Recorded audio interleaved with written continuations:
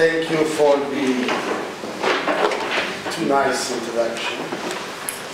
And well, without much ado, I will start talking about the subject. We, by the way, broached the subject already. Why are you there? Are you going to we are going to talk about issues that we already broached during the course.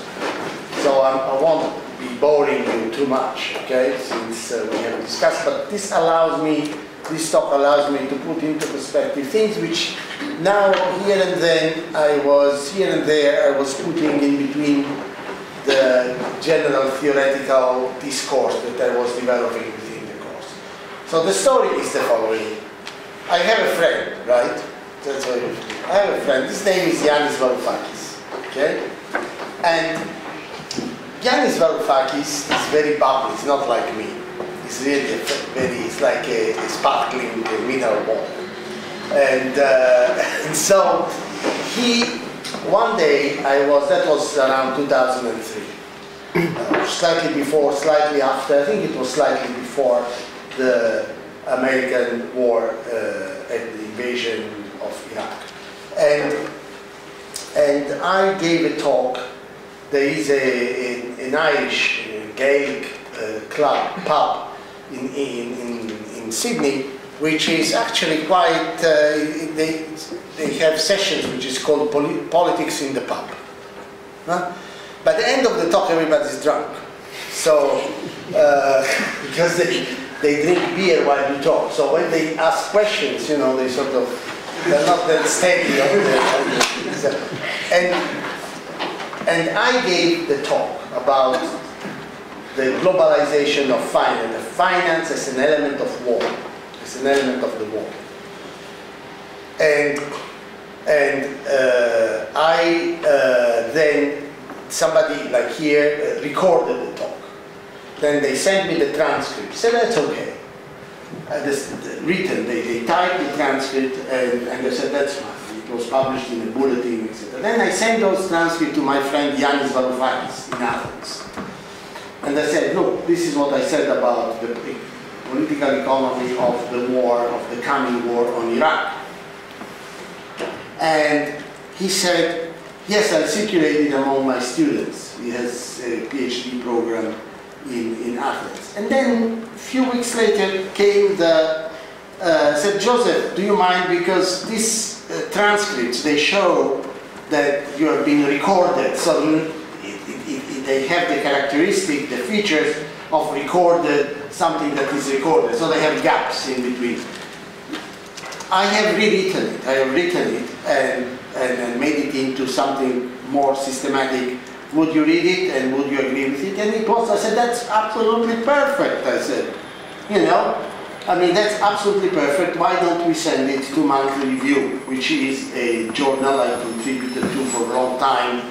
They're edited by Paul Sweezy and Harry Magdoff. In those years, they were still alive. They died shortly afterwards in 2004, 2006, something.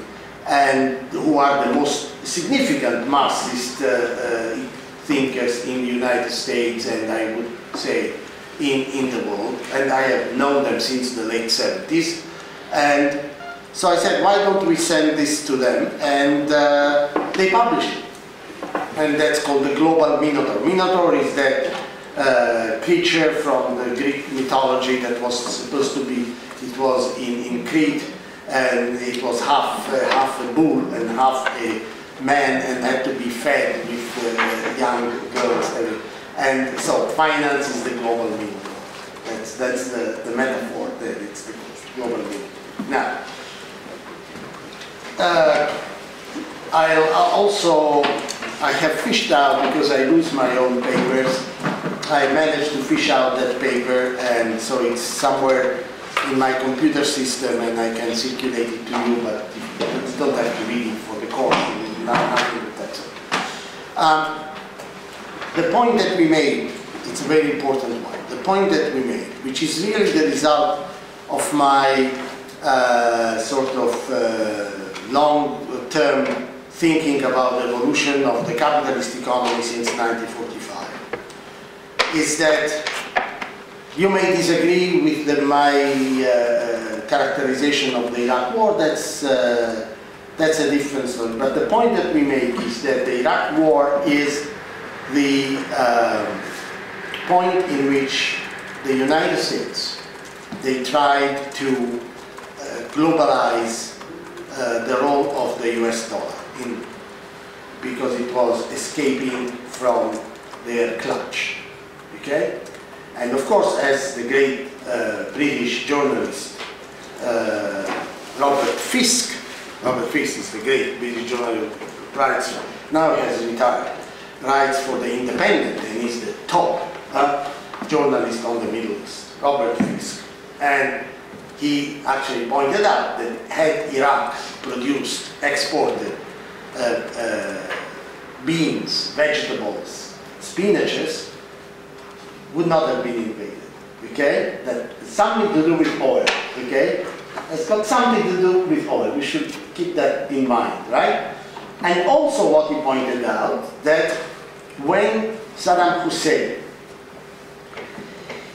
earlier on declared that he would ask, okay, for the payment of oil that Iraq was selling under the United Nations sort of conditions after the 1991 war, was to be paid in euros.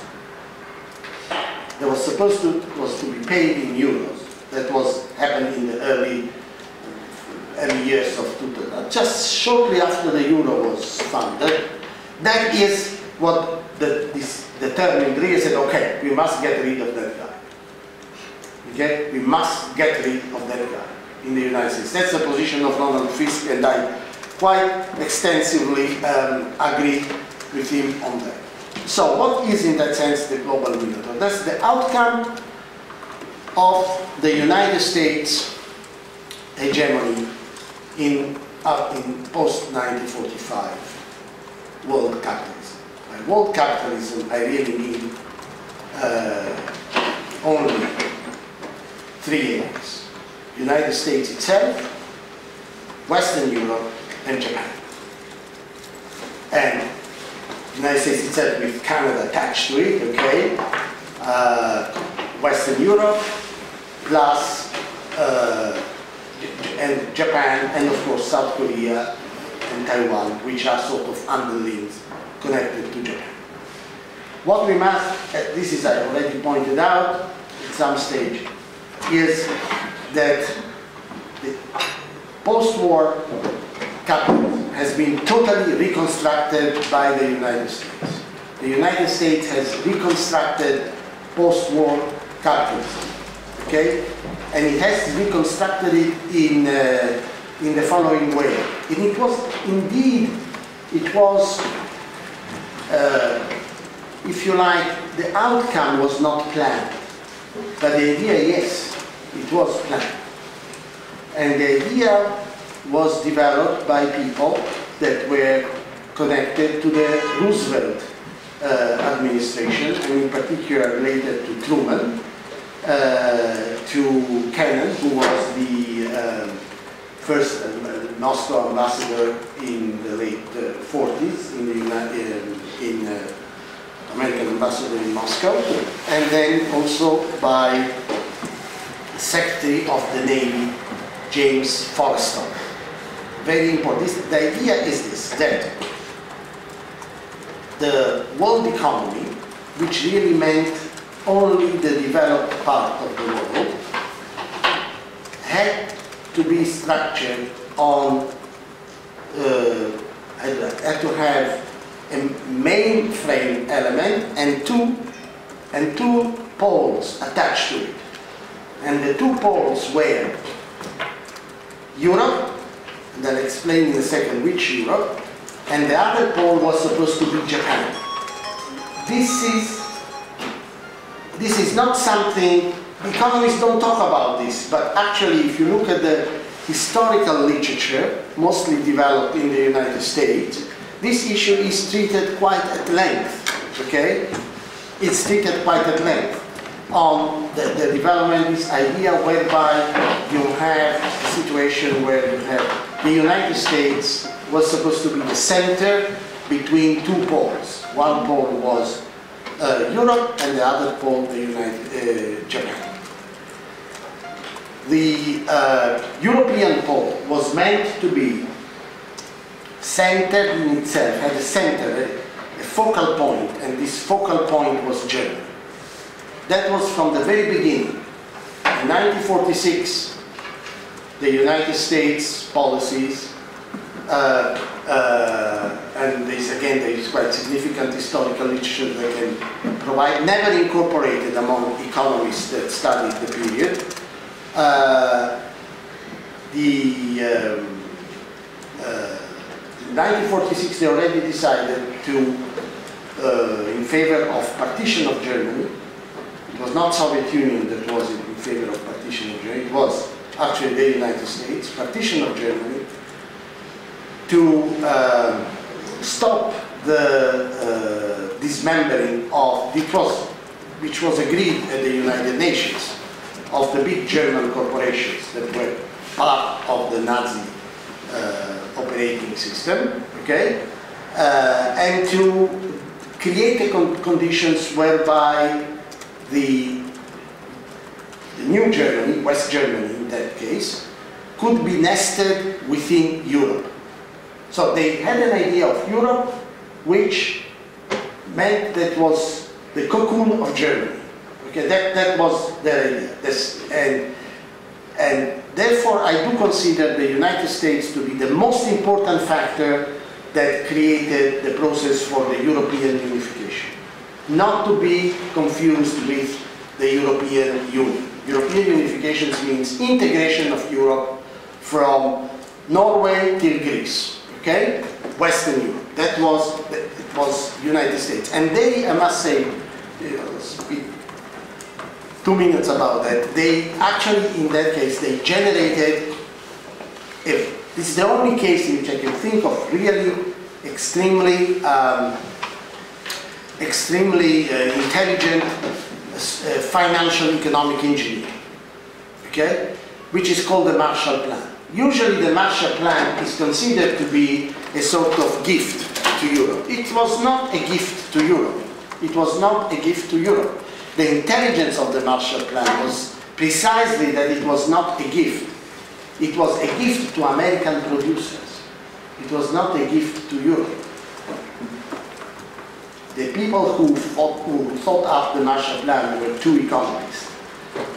Really, I mean, General Marshall was the one who launched the idea, but and of course President Truman is the one that was behind. But the people who thought up the Marshall Plan were Robert Triffin, who was at Yale, and he was the actual planner of the Marshall Plan, and the other one was James Kindleberger, who was at MIT, Kindleberger, and these were the two people who created, who operated, generated the Marshall Plan. What is the intelligence of the Marshall Plan? The Marshall Plan is that it was based on what is called counterpart funds. Counterpart funds means that the United States did not give gifts to European countries. European countries had to pay for those things, but they did not pay to the United States. They paid it into the Marshall Fund. That is to say, they paid it to themselves. The Marshall Fund took the form of the European Payment Union, which was established in 1949. This is a virtual bank. It's not a bank where you go and put a deposit, okay? You don't see this bank. This bank was held in Basel at the International Bank of International Settlements, which is in Basel. It exists today, right? So the Bank of International Settlement managed the European Payment Union. And every country that received an allocation from the Marshall Plan had to pay for that allocation. So if they received the equivalent of, say, of $100 million, they would have to fork out the money for $100 million. But instead of giving it to the United States, they would put it in this European Payment Union. You follow? So everyone put the money. They were called counterpart funds, or matching funds, if you like. And the United States, how did the United States pay? They pay by giving the money to the American producers, mostly of wheat, raw materials, plus machinery that were exporting to Europe. So they were financing American exports to Europe. Europe was receiving that stuff, was paying it, but they were paying back to themselves by putting it into the European Payment Union. Plus, the United States would put money into the European Payment Union was started by the United States, so Congress passed a bill which would give an initial capital to the European Payment Union, which was set up in 1949. What was the role? This means that the European countries, they did not have a debt toward the United States, okay? But they had a debt toward themselves. The money that was put into the European Payment Union was then used in order to balance the accounts in between European countries. Now they cannot even balance anything, even Ireland, which is zero. Ireland, zero, right?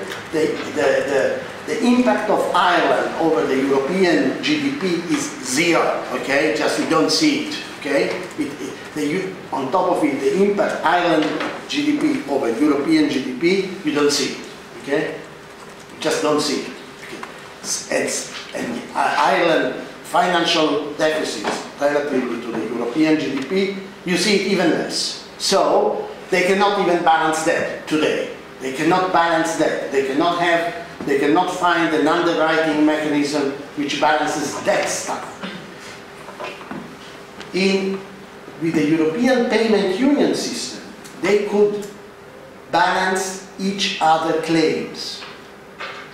Because the one thing that happened, as soon as Germany got ensconced into the new European framework, which was really set up by the United States, the Western European framework, no sooner they did that, and as the Marshall Fund started to come in, then the European reconstruction got underway, and what happened?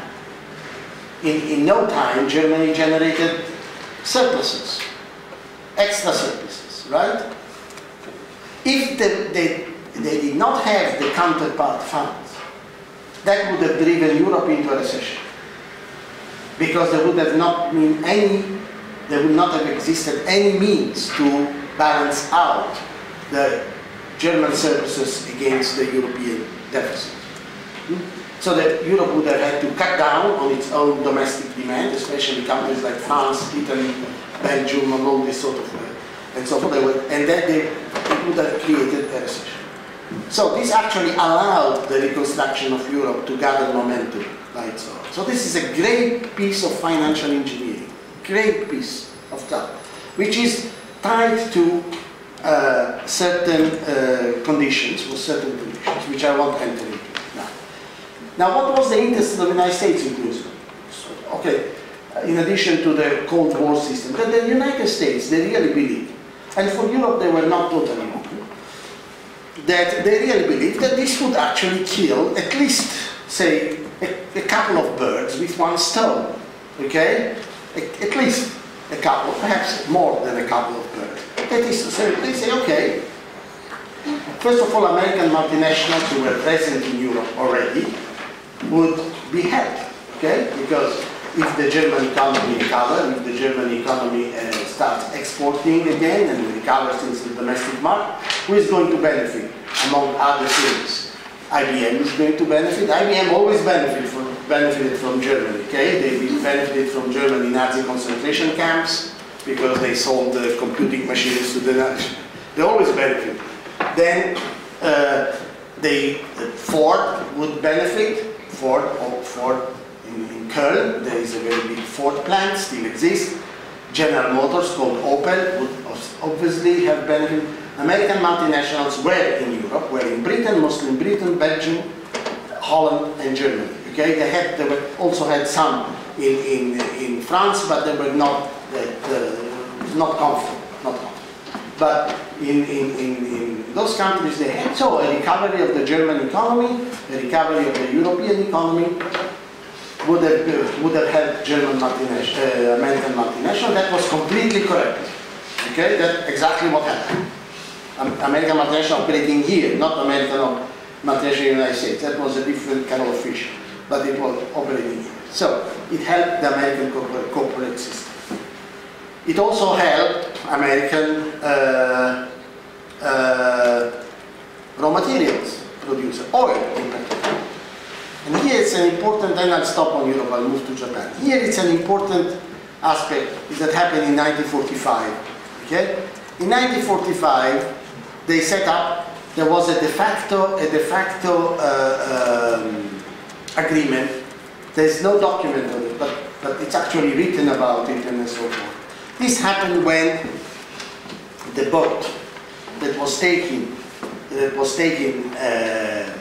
Roosevelt, early 1945, from Yalta back to the United States was a cruiser. So the cruiser went from the Black Sea, okay, went, and all of a sudden stopped at Port Said.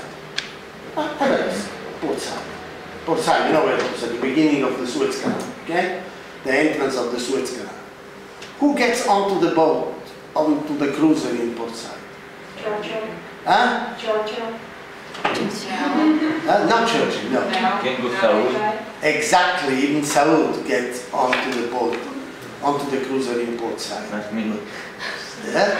You're looking at me. Yeah. Not me. Even Saud, the king of Saudi Arabia, gets onto the boat in Port Said. Okay? So, they start talking. And Ibn Saud says to Roosevelt, listen, here the situation is not good. Okay? Here in the Middle East, the situation is not good.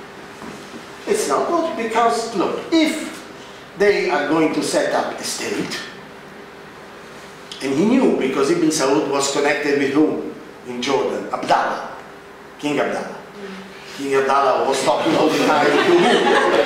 Okay? Whom he was talking to all the time? He was talking to Golda Meir and Ben Gurion all the time. They were all the time talking, okay? And therefore Ibn Saud knew. He said, these people, if they set up a state, Israel, it was not officially yet known that it will be called Israel, for us it is going to be a complete disaster. Because there will be nationalism, there will be this and there will be that, everything that happened, okay? And so it will be a complete disaster. Therefore, are you interested in us? He says to Roosevelt. And Roosevelt said, yeah. So, okay. So what do you want? We have to come to a deal. And Roosevelt says, okay, we'll protect you, Saudi Arabia, we'll protect you, complete, no questions asked. Okay? So this you can see, Saudi Arabia, they can talk about Iran, they can talk about these women in Iran and this, Saudi Arabia, nothing. You know, very little, it's all kept very quiet, you know, it's all kept very quiet. As if Saudi Arabia was Saudi Arabia is kept very quiet. Because the agreement that was established, and that actually came up in the Wall Street Journal just before the Iraq War of 2003, was that the United States would give complete protection to Saudi Arabia, to the regime of Saudi Arabia, and Saudi Arabia would give to the United States all the oil concessions. Which in fact happened in 1947 when they started drilling. They got all the concession, and there was a company which was called Aramco, which, that was set up as a... But this is a major blow to whom? Not Russia, not Soviet Union. It was a major blow to Britain, because Saudi Arabia was part of the British system. So in theory, the oil of Saudi Arabia, because what's Saudi Arabia? It's oil and camels. That's it. So the oil coming out of Saudi Arabia should have mutated into money, right, by selling, that would have ended up in British banks. That happened with Kuwait, that happened with all the other, with the Anglo-Iranian company, before Mossadegh, etc., etc. Whereas it did not happen that way. It went to the United States. It became petrodollars, not sterling money, not petro-sterling, but petrodollars, which meant that it totally aggravated the British position, because Britain Empire and the Commonwealth as well was based on one essential financial principle, that Britain ran the balance of trade deficit, and they covered the balance of trade deficit by getting royalties and stuff from, and financial flows from the activities from the companies abroad. Okay, that's basically what was happening. So the idea was that oil companies, British oil companies in Saudi Arabia, like they did in Iraq, like they did in Iran, would actually place the money, right, that they would earn from the oil. They were selling internationally, they would place it in the London financial system. It did not happen, okay? So the Americans pulled the rug under Britain in that respect. So the idea was, basically, we control the raw materials. Development of Europe generates the money, also good for multinationals, for our multinationals. Europe will still need our stuff, machinery, airplanes, not military, also civilians, etc., etc. So that is also good for our corporations in the United States, Boeing, McDonnell Douglas, many others, Lockheed, that were producing civilian planes. So basically this is the scheme that they had, okay? That was the scheme. But the third world, so to speak, needed to supply raw materials to the central world. That was the whole deal. Well, that's what led the United States to clash with just about every single third world movement. It is precisely this construction, okay, that led the United States to clash with all the so-called third world movement. The problem in this framework was Japan. Right? Because Germany within Europe was, a matter of fact, was not a problem. The only problem that they had was to eliminate the element of frictions within Europe, which they did very intelligently. Mostly of the rapprochement between France and Germany is not due to the French, it's not due to the, more to the Germans than to the French, but it's mostly due to the United States. And the problem was Japan, because Japan,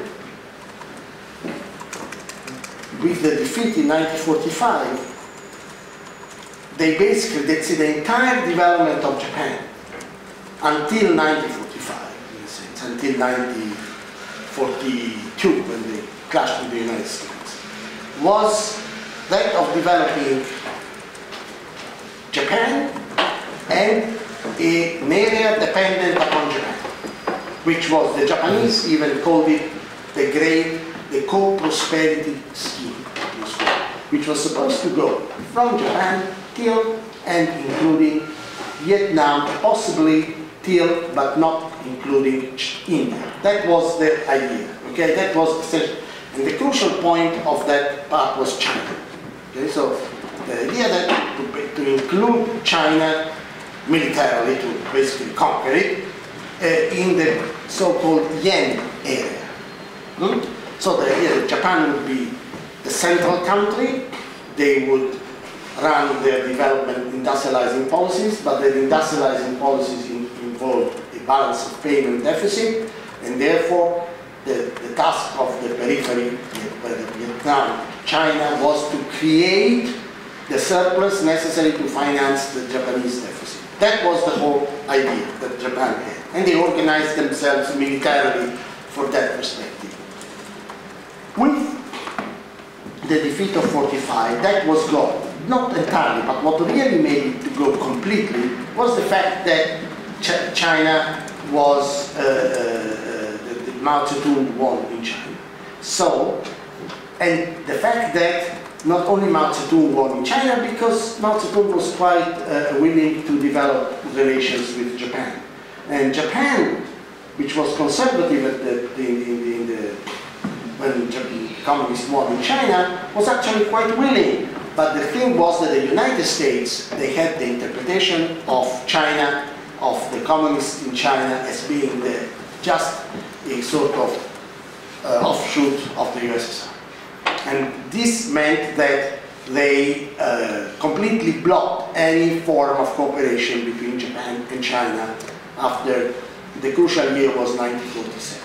Okay? And between 1945 and 1947, they developed in the United States the idea that it was necessary to safeguard Japan as it was. Okay? Which means that they kept Hirohito, and Hirohito was guilty of war crimes as an institutional representative of Japan as much as the case in Germany, in relation to China, in relation to the Vietnamese and stuff like that. It was really complete war crime, that's what happened in China, but they kept the entire structure of the Japanese power intact, completely intact. And they even stopped the demolition of the zaibatsus. They actually strengthened the zaibatsu. There's a very precise shift that happened in 1947 in Japan by the United States. But the economic issue remained. How to anchor Japan? Okay? Japan was not dependent. Japan had an imperialist area that was creating the hinterland for Japan. How to anchor Japan? Where to anchor it? There was nothing to anchor it on. You see? There was no area. So eventually they had to anchor it to themselves, to the United States. They had to make unilateral, not concession, because the Americans themselves thought those concessions up. The Americans themselves engineered those. The Americans themselves pushed the Japanese to discriminate against American multinationals in Japan. It's the Americans themselves. So the geopolitical concern of developing Japan became the overriding concern, even in relation to American multinational interests. Okay? Now, in this context, the United States and several historians, like I have the list of those books, there are several of them, they actually pointed out that the policy of the United States in Asia, in order to sustain Japan, this is what led to the war in Vietnam and to the engagement of the United States in Vietnam. Okay? Now, the United States also, however, despite the fact that they engineered unilateral concessions toward the Japanese, the United States, however, also they thought that they would come out with the upper hand. That is to say that in the end, Japan would need American capital, machinery, and stuff like that. So by the end of the day, they would run a trade deficit, a trade surplus with Japan. Well, the issue was that already by the 50s, and there was Robert Triffin again, which he wrote actually in an Italian journal called Banca Nazionale del Lavoro Quarterly Review, where he published most of his stuff. Robert Triffin wrote a big book in the late 50s or very early 60s called The European Money Model, which is, what he points out, basically, essentially, it's also called in the literature the Triffin dilemma. That is to say that the United States cannot have monetary policies and fiscal policies, ISLM fixed, the story that we talked about in the course, Modigliani and all this sort of. You cannot have consistent monetary and fiscal policies which are at the same time consistent with your own objectives within the country, say full employment, whatever it is, and with external objectives. They become at some point contradictory. That's called the Triffin dilemma in the literature. That's what he pointed out. Okay? So already in the late 50s, he saw the sources, the origins of the instability in the dollar. Because that's what he pointed out, that the Bretton Woods system based on the fixed exchange rate where the dollar is as good as gold cannot last unless you establish some kind of consistency between domestic and external. But in order to have that, you need the cooperations of all the others. If you don't have the cooperations of all the others, and if you don't fix your objectives also in relation to all the others, you don't come to them. A political scientist at Princeton University called Gilpin calls the nth country problem, because you have got to establish what is the equilibrium for the nth country problem. Okay? Now, the 1960s, they showed this thing completely, the Triffin prophecy, to be completely correct. Because in the 1960s, as we already talked about, so I won't come, the Vietnam War creates a situation whereby the Bretton Woods is not sustainable anymore, because the Gaulle wants to pull out, the Europeans don't want to accumulate unnecessary dollar balances, etc., etc. So the United States by the 70s found, between the 70s and the 80s, they found themselves in a situation in which they had to make a decision, okay? To make a decision, to take what road to take.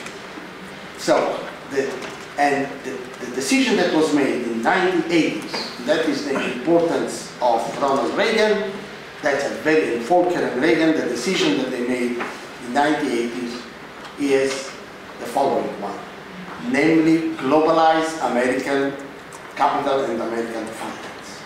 Totally globalized, which means, okay,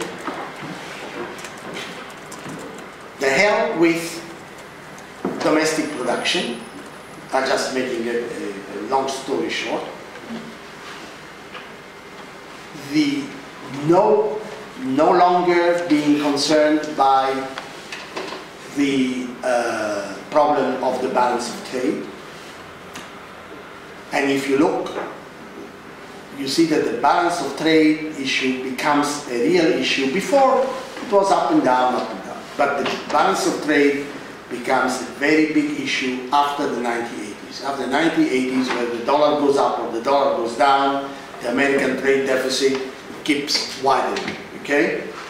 Fluctuations in the dollar, they only simply change the magnitude at which the deficit increases. So if the dollar devalues particularly stiffly as it was after 95, the dollar, the deficit doesn't increase all at the rate it was before, but it keeps increasing also as a percentage of national income, okay? So at that point it becomes a general process. And in connection with that is that the footprint of the American industrial system expands. The footprint meaning that through the process of outsourcing, subcontracting, the American industrial system, the footprint is not just for American in the United States, American multinational affiliates abroad, but it's really a process where the whole footprint of the United States, American economy, especially the industrial sector, expand. Initially, it cannot expand all that much, right? And it expands mostly toward Mexico. And also, if you take, there is a publication in the United States, which is a regular government publication, which I read rather religiously, because it's actually quite a good publication. It's called the Survey of Current Business. And Survey of Current Business, they do periodic evaluations of how American affiliates of American multinationals operate abroad, how they operate abroad. Okay, and you do see a very systemic change in the 70s relatively to the 60s. And that change of the 70s keeps going on till today, included. Okay? And this is that initially American multinationals were opening affiliates abroad, not to export back to the United States, but mostly to produce abroad. This was true also for Mexico. When they were American automobile companies set up business in Mexico, they were to sell in the Mexican market, okay? The only country which had a significant component of exporting back to the United States was actually Canada, because of the location of automobile industry in Windsor. But otherwise, American multinationals, when they located abroad, they sold into the domestic market abroad. In the 70s, you have the change. It's a very significant change, which really affects, initially, mostly it affects, number one, Mexico and Canada, then later in other Latin American, and then the non-Japanese Asia. Because Korea is part of Japanese Asia, I consider it. Taiwan is part of Japanese Asia because they are completely tied to Japan. You know, they're completely, I don't have hair, so. But anyway, they're tied to Japan, totally tied to Japan. But you have either like Thailand, Malaysia, these areas that were developing alongside China, in which they were completely open to the United States multinationals, but they also ended up being tied to Japan, okay? Because they all end up tied to Japan. That's in Asia, except the only country which may avoid that, which is avoiding that, is China. But the other ones, they all get tied to Japan. So, but they were, so you can see very clearly that the location abroad is really in relation to the American domestic market. Okay? They locate abroad in order to export back to the American domestic market. And the process totally explodes with China. With China, the process that China is the magic wand. Yeah? The magic wand. You know what a wand is? How do you say wand in English? Wand. Yeah, that's right. It's the magic wand. You know, like the magician comes with it's the magic wand that gives this mirage. It's just a mirage of capitalism being able to be, I already talked to you about these things a little, of being able to be finally Marxist. Because that's the historic problem of capitalism, that never succeeded in being Marxist. What does it mean, being Marxist? Being Marxist is the story whereby wages are low and profits are high, right? That's the Marxist story. This Marxist story is contradicted by the Keynesian aspect, that if you keep wages down, then profits cannot be that high because the effective demand will be low and you have unused capacity and you have all that stuff that we talked about in the course. But in the Chinese story, you can actually finally aspire to be Marxist because China will push for development. It has all the structure of production necessary to produce at low cost, because if you want to produce at low cost in Congo, you will never succeed. Costs in Congo are very high, no matter how low the wages are. Say that wages are next to zero in Congo, okay, very low, and they are definitely below those of China, okay, then you will not make any profit. Why? Not because of the domestic demand, if you want to export. You say that Volkswagen wants to produce in Congo in order to export back to Germany, they will have to bring railways to Congo, they will have to bring steel to Congo, they will have to bring all the machinery in Congo, which will be priced according to the cost of production in Germany, okay? Therefore, the Congo, only labor is not relevant. But because China does not just have Chinese labor, okay? China has all the industrial structure necessary to produce all what is needed. They do have everything. Since the 70s they had everything, because they were producing MiG airplanes, they were producing Sukhoi bombardiers, they were producing everything. So the problem was to reorient that structure toward capitalist needs, toward type of market orientations.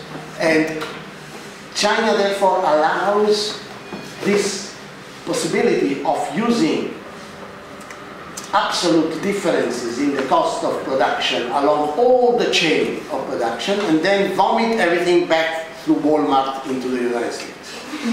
This is what happened, okay? The subcontracting directly with multinationals or indirectly with multinationals, even they basically That's the real mirage that happened, okay? This is totally consistent with the other side of the story, because if you take the American report to the economic report to the president, it's an annual report. It's called the Economic Report to the President, okay? It's an annual. When the President's speech gives the State of the Union address, then a few days earlier or a few days later, it's made official. The economic report to the President by the Council of Economic Advisors is published. Now it's online, so you don't even have to have the hard copy. And it has a fantastic statistical annex. And it gives you, for instance, since 1929, they run this annex. And this statistical annex show you take, for instance, real weekly earnings, which is better than just hourly wages, because real weekly earning is what actually people earn, right? And you can see from the 70s onward, you know, the real weekly earnings in the United States have been going down. Real weekly earnings today in the United States are not much above what they were in the mid-70s. They are not much above, they are more or less at that level. So, and the break is not the 70s. The 70s is the break relatively to the 60s, but the real break is in the 80s, okay? In the 80s, and in the 90s they recover a bit, just a bit with Bill, but then Bill doesn't, but it does it's only a minor recovery. So what happens is that because of the expansion of the footprint of the United States industry through the subcontracting process, etc., and the United States becoming the global importer from the world, then the American workforce becomes footloose. That's what happens. That the American workforce becomes, there is a phenomenon, Marxian phenomenon of reserve army of labor where wages fall. Wages fall. It's an alternative. I mean, there have been called McDonald jobs, there have been all sorts of names, but there's quite plenty of sociological research and economic research in the United States that shows that. That's the counterpart of that. So how do you sustain the momentum of this sort of thing? How do you sustain this combination? Whereby you have America as the world market, because America becomes the world market, for Europe as well. See, all the dynamics of Europe, since the late 80s, especially since the 90s, it's entirely based on expectations and realization of exports toward the United States, not domestic dynamics. Very little. Domestic dynamic is very little, except some cases like Spain, like Greece, like the countries that are going down now. They were very dynamic since the mid-90s onward. But otherwise, there isn't much. It's mostly, the dynamic is sustained through exports by Europe. And these exports are essentially German, Italian, that sort of export, Holland, essentially toward #1 United States, outside Europe, by not including the intra-European export. So, so how do you sustain this momentum? This momentum is sustained through Greenspan policies, which means generalized United States liquidity through the policies of issuing a very large amount of liquidity in dollars, essentially favor dollarization in Latin America. They really favored it, because if you have dollars, the more dollars you have abroad, but the less you are constrained by the trade relations with. You can import because you can borrow from the dollars holdings that exist abroad. So you have much less constraint on your domestic. You are not constrained by your domestic economy, and especially, but this.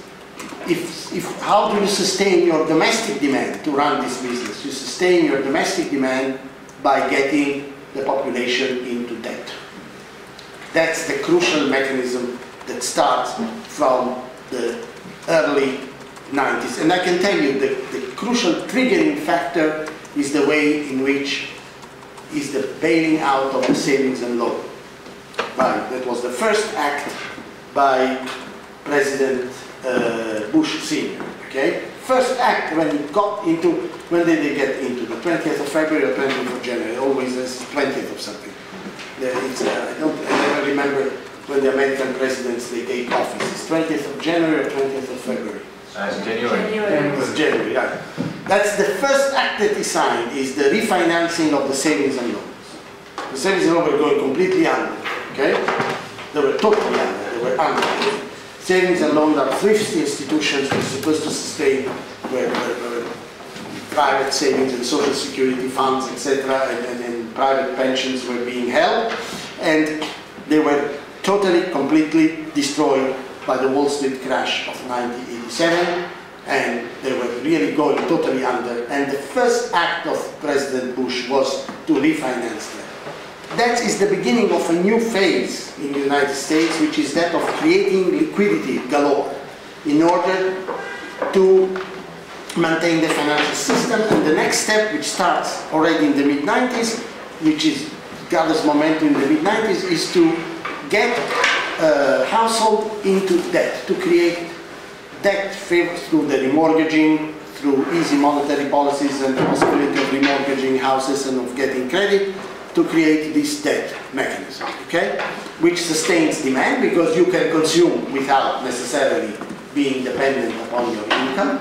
Okay, you accumulate the debt, so you think that the house of your values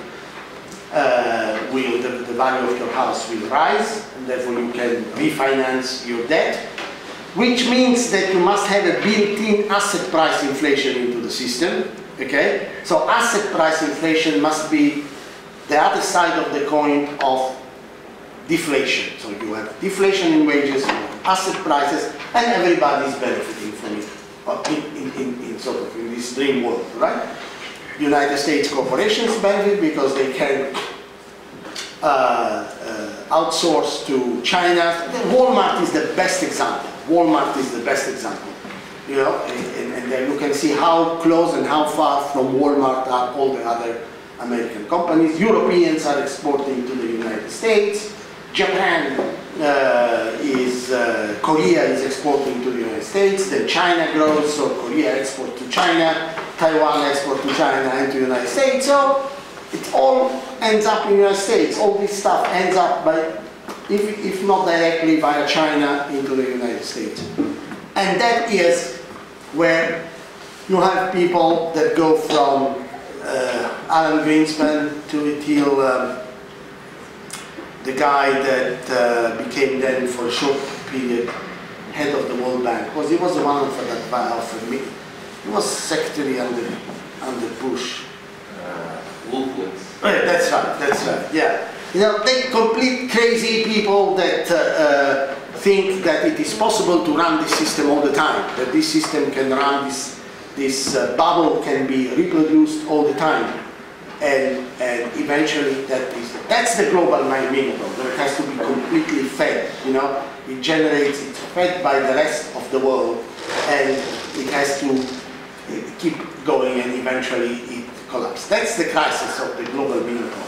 The problem is that the way in which I see it is that the United States is actually today in percentage, as a percentage of world output, is much less than it was in 1945. It's much less. 1945 it was more or less 50% of world output. Today it would be 20% of world output. Very much, right? So it's much less, and yet it's more central than it was in 1945. By far more central, because you have China that the exports depend upon the United States. Okay? So China accumulates international assets, dollar assets, mostly through the export to the United States. Because exports to Europe, China has net exports to Europe, but they're not, net exports are not as much as those toward the United States. Total exports are bigger than those to the United States, but net exports, they are not as big as the United States. So China accumulates assets through net exports to the United States, okay? Europe does not have any internal mechanism of regeneration. None, zero. They kill it as we speak. Every single moment that passes by, there is absolutely no indication that they can restart. So they all hope that eventually they could start exporting again. Where?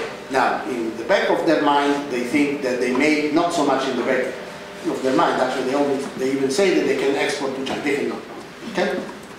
Yes, they can export 100 to China, but then they will have to import 500 from China. So they can export 100 to China, but they import 500. Okay? So this means that what you need to start the mechanism of demand is net export, not just export, net export. So the idea is really that it would have to be exporting to the United States again. That's the essential aspect, because they have no internal mechanism to restart, okay? And this is not really possible. The United States, can they restart the process? They cannot. They cannot restart the process of using debt as a mechanism whereby people use their houses as cash machines. It's impossible. Okay, so they have, if they restart, they must do two things. They first have to do what Obama wanted to do initially, which was that he wanted to have a pretty moderate Keynesian policy, although some people say that it was never on his mind, but I don't know. I mean, some people like Reich, Robert Reich from Berkeley, who was part of the team, etc. They had a whole plan with green economies and quite advanced stuff. The second element that they have to do, they cannot do that without re-centralizing industry within the United States. The United States cannot keep expanding its footprints, because as it expands its footprints, it actually hollows itself out. Okay? So they cannot possibly do it. So therefore, the avenues to restart the process are not there. So that's the crisis of the global minotaur. The only country which, in a sense, at the moment, is in a position to still benefit from it is China. And some allied because they follow the same model and they are small enough to sort of ride alongside, which is Vietnam. Okay? But otherwise, the crisis is complete, is total, in the sense that there is no possibility of envisaging an internal mechanism whereby some kind of new process is being set in motion. That's my story.